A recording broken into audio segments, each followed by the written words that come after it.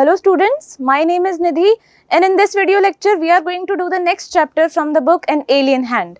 Okay, so the chapter's name is I Want Something in a Cage, and you see a picture of a cage and you see a bird. Okay, so this is a very interesting story, as you can probably tell by the picture itself. Okay, so let's start the chapter with the summary. Mr. Purcell owned a pet shop. Okay, एक Mr. Purcell है and he has a pet shop. Pet shop हमें पता है क्या होता है, जहाँ पे he has a lot of pets जो कि लोग उनसे खरीदने आते हैं. हमें पता है pet क्या होते हैं, domestic animals that we keep. Okay, he sold cats and dogs and monkeys. तो वो क्या बेचते थे, उनके पास क्या रहते थे उनकी pet shop में, cats, monkeys और dogs.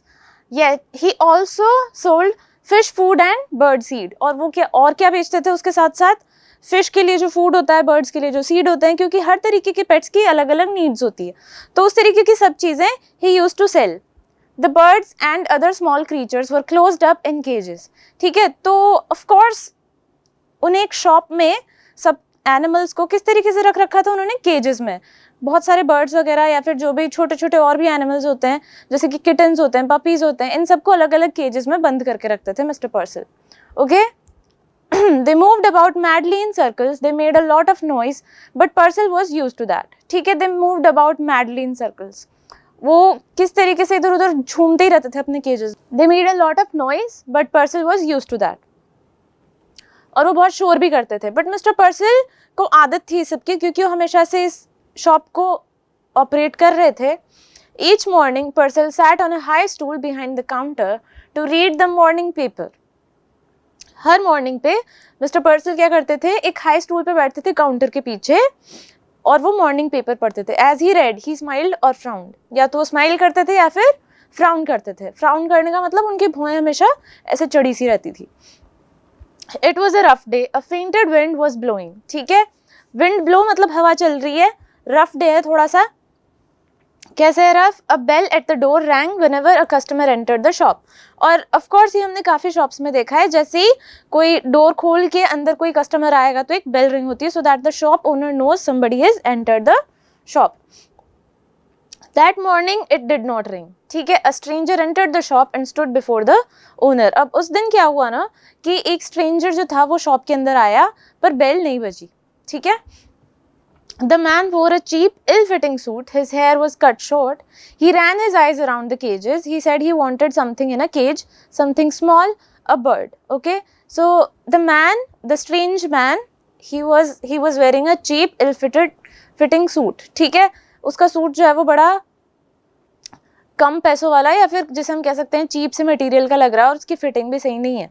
उसके बाल छोटे छोटे कटे हुए थे. He ran his eyes around the cages. और उसने चारों तरफ देखा और उसने कहा कि मुझे क्या चाहिए, केज में कुछ चाहिए छोटा सा. So basically a bird, right? छोटे से होते हैं birds. He pointed to a cage which contained 2 white doves. अब एक उसकी तरफ उसने इशारा किया जिसमें क्या थे, 2 white कलर के doves थे. Purcell demanded the price $5.50.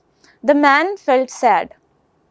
He wanted to have those birds, but he had only $5. अब पर्सल ने, मिस्टर पर्सनल ने उनको बेचने की क्या मांग थी, मतलब क्या प्राइस थी उन दोनों डब्स की, $5.50. ओके, पर उस आदमी के पास सिर्फ $5 थे, उसके पास बचे हुए 50 सेंट्स नहीं थे, तो उसे बुरा लगा.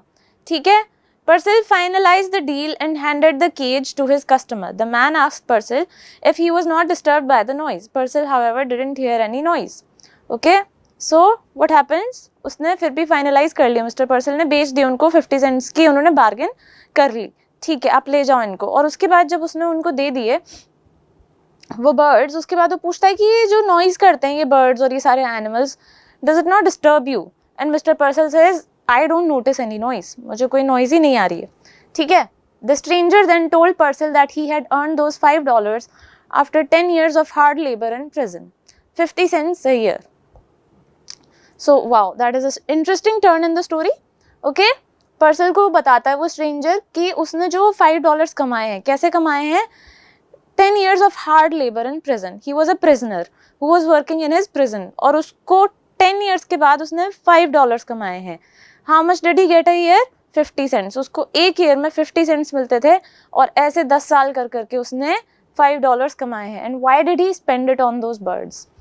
He turned around and walked out of the store. Just outside, he held the cage high and drew out one of the doves and then the second one. He set them free into the air. Then he dropped the cage and walked away.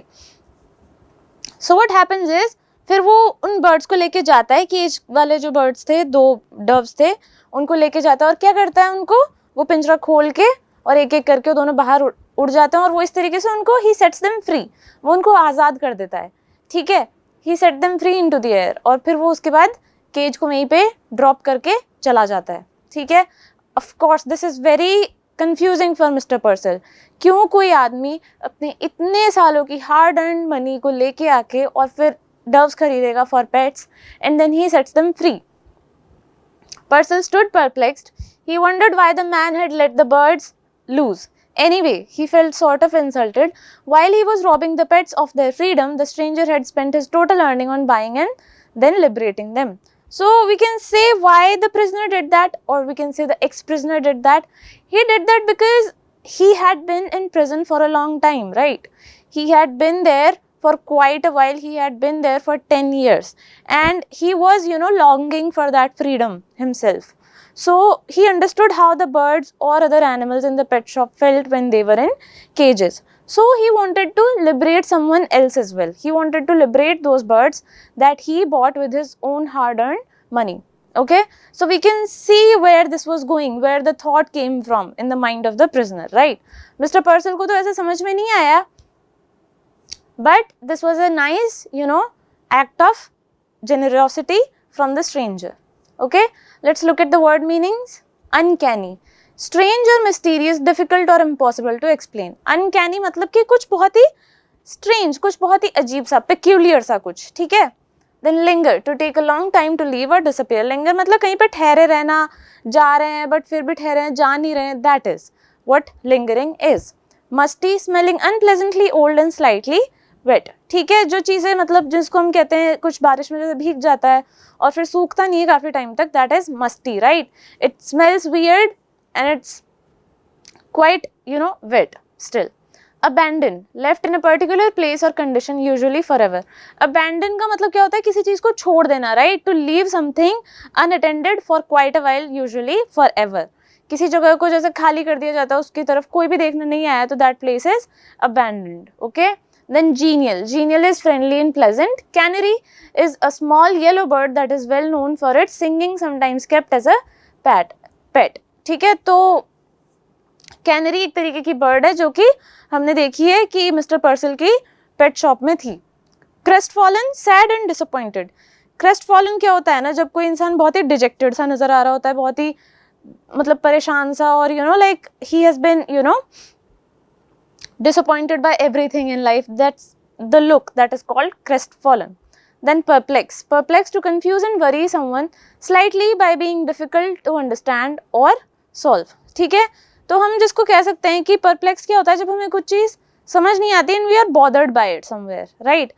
We are not worried about it, we are not concerned completely, but we are perplexed, is lightly worried about something. Okay, there are some question answers. Okay, describe the stranger who came to the pet shop. What did he want?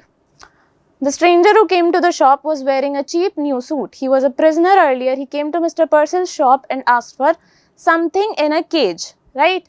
He wasn't clear about what he exactly wanted, but said it should have wings and should be in a cage. ठीक है, stranger जो आया था वहाँ पे, उसके बारे में हमें बताना है क्वेश्चन में, उसका एक तरीके से कैरिकेचर देना है.